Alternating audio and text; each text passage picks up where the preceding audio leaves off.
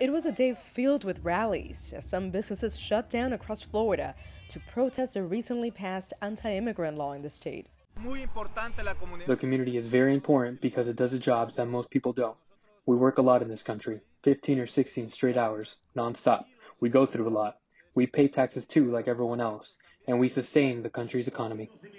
From the agricultural town of Immokalee to the hurricane-damaged city of Fort Myers and Jacksonville and Orlando, immigrants living in these cities held Un Día Sin Inmigrantes, a day without immigrants, in protest against the governor's new law.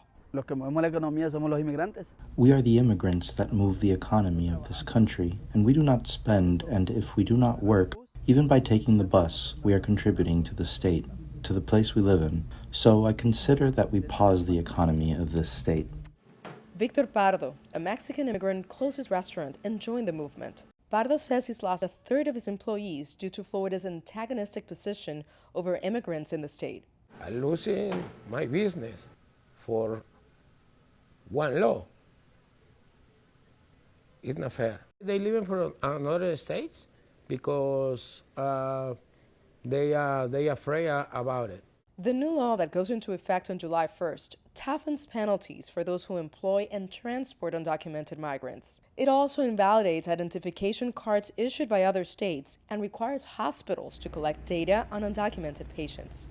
Governor DeSantis defended his policies to critics while on the 2024 presidential campaign trail. We've combated illegal immigration in Florida by banning sanctuary cities, by sending National Guard troops to the southern border, by cracking down on human smuggling. 4 días sin traileros, viejo.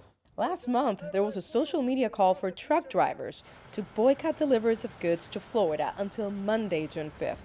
Some local drivers told us off camera they were not working. Other out-of-state drivers didn't know about the protest, but hailed against the governor's position on immigration.